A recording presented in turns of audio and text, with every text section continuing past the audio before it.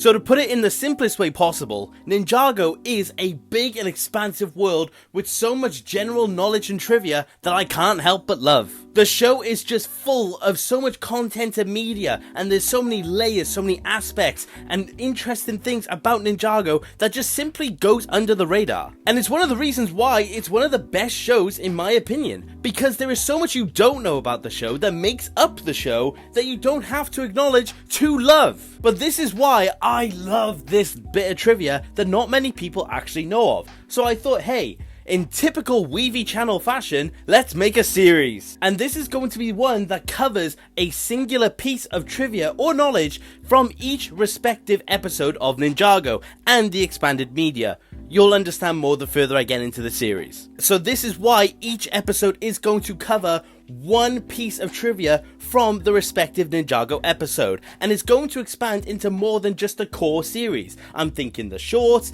I'm thinking the specials, so on and so forth. If it exists as an episode or as a video format, I'm going to cover it. So just like that, this is going to be episode 1 of this new series, and let me know if you do like it and you want to see more of it, because I'm very much looking forward to covering every single episode. Starting with, Way of the Ninja is the first episode of Ninjago to air, and it holds a very special place in my heart. It is where everything began, and so much that is iconic came from this episode. The iconic shots of Wu staring on the blacksmith shop is so iconic and ingrained in Ninjago, and it's one that I will eternally love. But the bit of trivia from this episode is going to come from a line that Wu said at the beginning of it. That being that Wu himself refers to him having a pinky toe, even though Lego minifigures neither have toes nor fingers. So how does he have a toe? Because it leads this funny idea that the foot of a Lego minifigure is just a massive toe, and I can't help but find that funny, because this is not the only time the pinky toe comment comes up, because Kai himself says it to Lloyd in season 2. But speaking of the number 2, the golden weapon is next up. This bit of trivia doesn't actually come from the episode itself, which I think is very interesting, but it comes from the title. That being is that it's the only title of the 4 pilot episodes to not include the word of. Yeah, I'm serious. I'm gonna be honest, I'm saying this as well because this episode doesn't actually have that way in the much of interest in trivia, which is a shame because it is the episode that introduces us to the golden weapons. But it's just simply not much going on in this episode. But that is the actual bit of trivia. It is the only episode to not include the word of, because it's called the Golden Weapon, whereas the other 3 is called Way of the Ninja, the King of Shadows, and the Weapons of Destiny. But speaking of one of those episodes, the King of Shadows is next up, and this is a very fun episode, to put it simply. This episode finally showed us Garmadon, and we even hear his voice in this episode, and it is, again, like every other episode I'm going to mention in the earlier seasons, very iconic. But this one actually has to do with the naming of a certain character of this episode, and it comes to Garmadon. This bit of trivia essentially shows that Garmadon was never actually referred to as the King of Shadows in this episode, and it's only a title that he gets later on. He doesn't exactly have any sort of deadly title in this episode. He's just the other brother to Wu, and that's why it's interesting to see that this title was around long before it was actually associated with Garmadon. But speaking of Garmadon, he also is going to take up the trivia of the other episode of the pilot, which is of course Weapons of Destiny, and this one is honestly fairly interesting. This one essentially covers the fact that this has a line that Garmadon never really brings up any time after this, and I think it's a fascinating one, to put it lightly. This being is that this is the only time Garmadon refers to the idea that the first Spinjitzu master actually had a favourite of the 2, which was Wu. So it's interesting to know that this was clearly an aspect that they wanted to have, but they never actually expanded on it. There's only one other instance of Garmadon trying to get his father's favour within the show, and that is when, in season 9, Garmadon gets the Dragon Blade, where he makes the remark, "If only father could see me now." But that doesn't exactly allude to favouritism. It actually kind of just alludes to the fact that he wanted to prove the first Spinjitzu master wrong.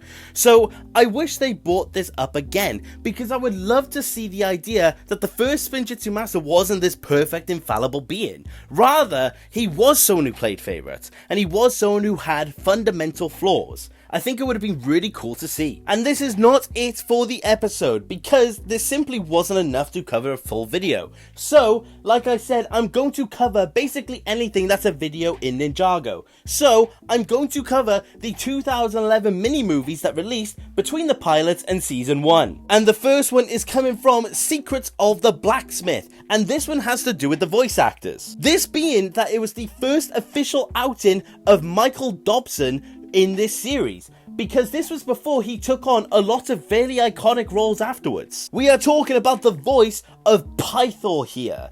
He did not appear initially as the beloved Snake. He actually appeared in this episode voicing one of the Skullkin, which I think is crazy to think of. It's crazy to see how far along he came when it came to Ninjago, initially starting quite small and now having the ownership of one of the most iconic villains from the series. It's really cool to see. The next of the mini movies we're going to cover is, of course, The Flight of the Dragon Ninja, and this is an amazing mini movie, I have to say. It is just a very fun one, but the piece of trivia is that it holds the first ever appearance of one of the most iconic characters from Ninjago. I'm of course referring to the Postman. You are correct. This is the first official outing of this character, because it wasn't until season 1 we got to see him again.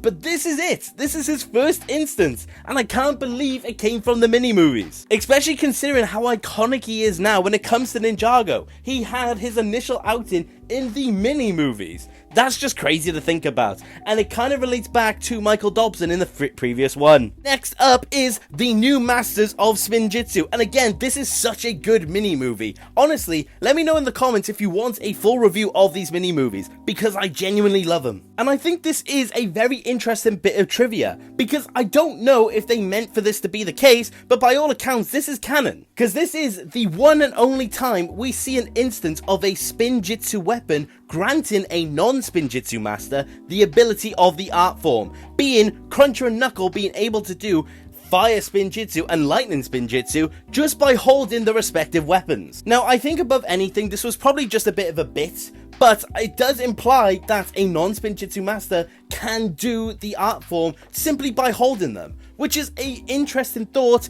to put it lightly. I would love to know if this is a natural effect of using the golden weapons, because we don't really get to see anyone who isn't the ninja get to use them, so we don't know the extent of this ability, if it's even canon. But speaking of whether something is canon, the next episode that we're going to cover is an underworldly takeover, and this one presents something that's fairly interesting. This being that in this episode, it is one of 2 instances of a character performing Spinjitzu not in the way that we are actually familiar with. I'm of course referring to the fact that Garmadon in this episode doesn't actually spin while using Spinjitzu. He actually just sits there, which is very curious to think of. This implies there are other ways of performing Spinjitzu and maybe having a better control over it, because Garmadon in this episode has an amazing ability over Spinjitzu and completely hands Samukai to himself in the process. Because the thing is, we can kind of discount the idea that Jay wasn't spinning, because he still somewhat is, but Garmadon is outright sitting there during this episode,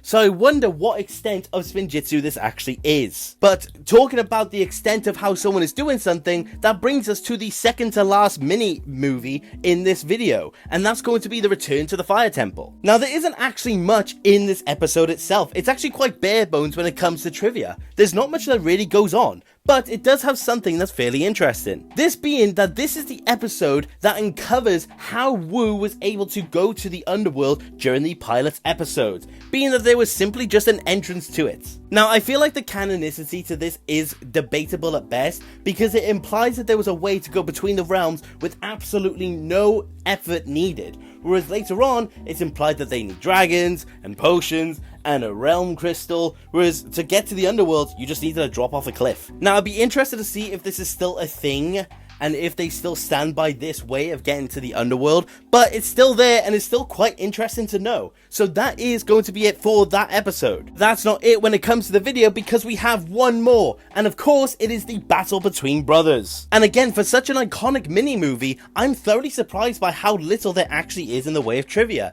but there is one thing that I find interesting. This being that, canonly speaking, this is the first time the golden weapons actually went against each other in battle, and that's crazy to think about. Up until this point in Ninjago's history, the golden weapons never fought against each other, and they were always used by the exact same team. But this is the first time they didn't, and that's why Wu and Garmadon didn't know the effect of when they came together to form the explosion that we're aware of. It's just interesting to think that the golden weapons never clashed before now, and that's why there was such an ignorance when it came to using them against each other. Whereas from later on, the ninja were always cautious on where and when they used the weapons with each other. But just like that, that is one bit of trivia or general knowledge from the pilot and the mini movies when it comes to Ninjago. And let me know which one's your favorite. Also let me know if you know any interesting trivia from any of these episodes, because there's always more I would love to learn, and I do think it's a very interesting topic. But like I said, let me know if you guys do want to see more of these episodes where I cover seasons of Ninjago, because from here onwards it would go by the season. So let me know if you do want to see it. But that about does it for today, guys. Thanks for watching, and I hope you enjoyed. And let me know, like I said, if you want to see more of this. But that's about it. Take care. Okay,